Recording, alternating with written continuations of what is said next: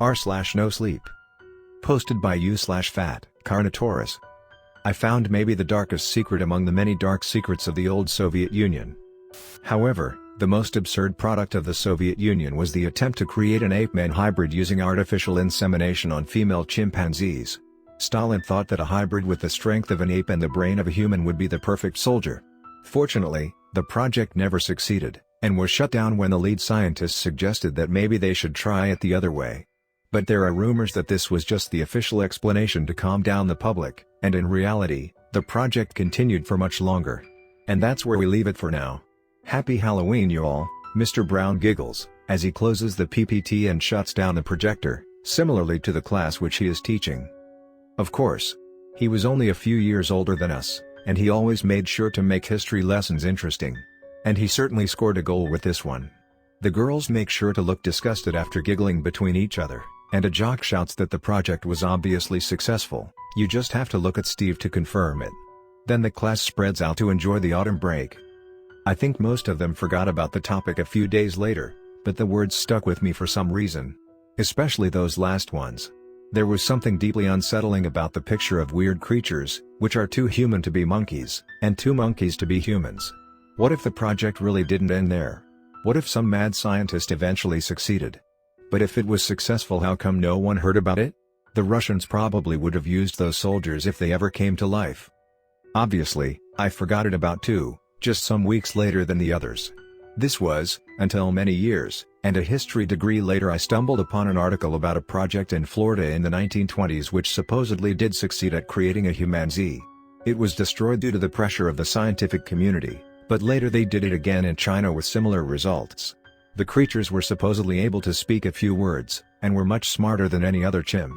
Then how come the Soviets never succeeded? This question kept haunting me and led me to read everything I could find about the topic. And after doing so, I became more and more certain that the joke of Mr. Brown was not a joke at all, even though he probably didn't know it himself either.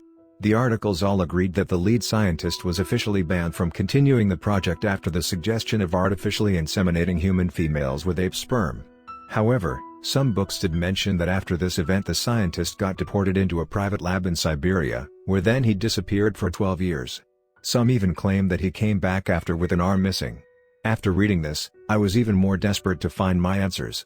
I needed to know where that laboratory is, and what happened to it. Finding the laboratory on the internet was surprisingly easy.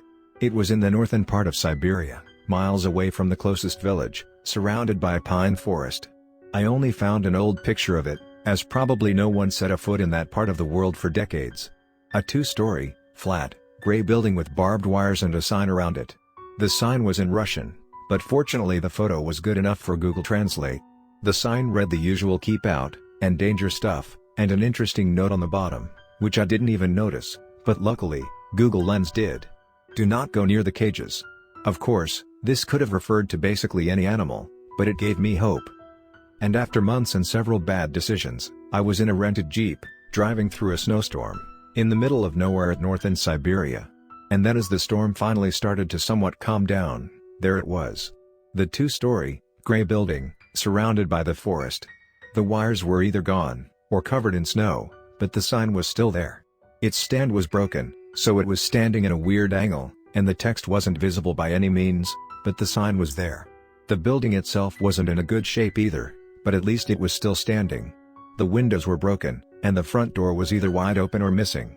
However, it still stood, and the walls were in a surprisingly good shape. I didn't know where to find my so-needed answers, if not here, so I turned on my flashlight, and entered.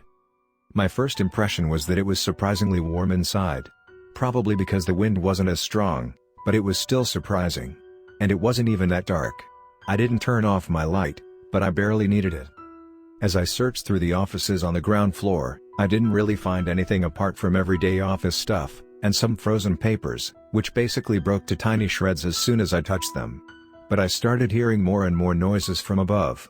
At first, I thought that it's just the wind ramming through the broken windows, but soon it got clear that something was moving above me. Footsteps, closing doors and falling objects. I started to panic, as I didn't find anything viable yet, and who knows what animal moved in since humans left the building years ago. And then I found the stairs leading down to the basement. After a short hesitation, I figured that the animal above me didn't seem to know how to get down, and if I came this far for my answers, I shouldn't give them up this easy. The basement was dark. And as my light fell on the object, it quickly got weird. Really weird. It was like an animal shelter, a psychiatry and a kindergarten mixed together. There were cells or cages among the walls, with chains in some of them, mixed with toys and children's books everywhere. This part of the building was also in a much better shape than the above, probably because it was fully closed apart from the stairs, which were only accessible through a closed room, and neither the weather or the animals could get down here because of that. At the end of the basement there was another small office. As I slowly walked closer, the animal sounds started again. From above me. Again. I started walking faster and faster, and was really hoping whatever makes the sounds doesn't decide to follow me even further down here. At last, I reached the office. There wasn't much left in there apart from a desk with an ancient-looking microscope, a shelf, and a chest of drawers in a corner. As neither the desk or the shelf had any papers on them, I chose the third option, and I finally found my prize in the fourth drawer. A work diary. It was yellow and stained, but at least not frozen, and didn't fall apart as I grabbed it. Now I only needed to get back to my car, but the noises from above still didn't stop. I quietly walked back to the stairs, and waited until a longer period of silence, then made a run for it. And nothing was there on the ground floor. Nothing, apart from pushed chairs, and the swinging door of the room. As I ran through the front door, noises started coming from the offices behind, but I didn't look back until I was in the car. I didn't see anything in the building, but as I focused back on the tracks which I made on my way there, I caught a glimpse of a human-like silhouette standing in the forest. But still, I made it out alive, and got the answers for my absurd curiosity. Back at home, I gave the diary to one of my Russian-speaking colleagues, one of the few who I fully trusted, and after months of work, he was able to translate some of the writings. It's not full, and there are still lots of missing pieces, but it's enough to understand the horrors of what happened in that laboratory around 1910. Day 293 since Project 2 started. I knew it. After all those years of saying that we should do it this way, they finally accepted. I said multiple times that this way the embryo will have more space to grow, resulting in a higher chance of birth, but no one listened. But today Subject 4 gave successful birth to Aspect 1. Aspect 1 shows no sign of disorders.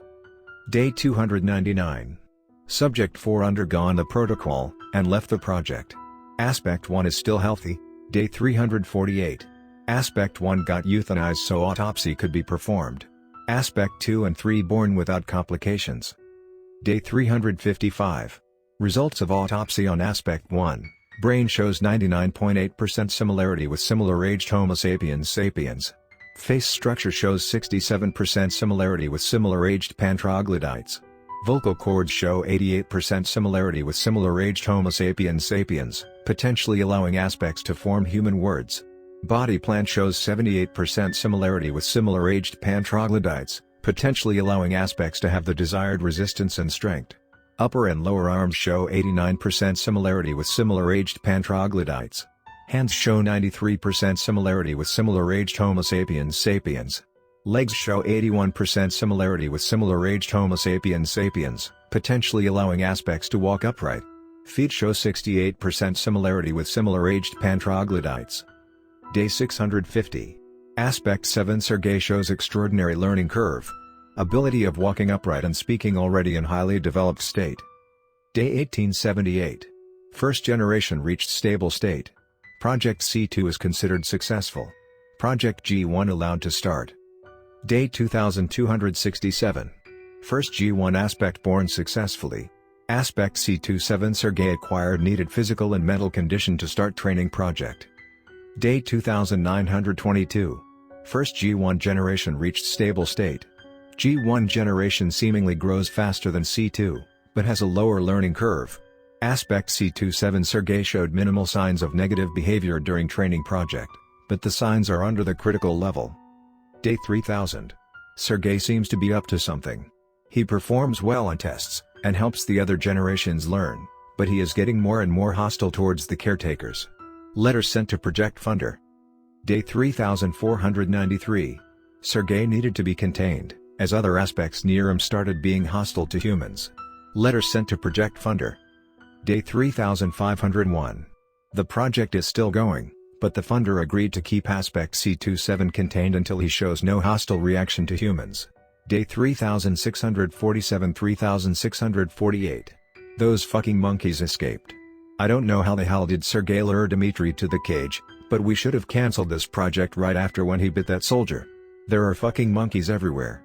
Currently I'm in my office, and I probably won't be able to leave soon, because those damn gorillas are patrolling the stairs. And the morons are smart.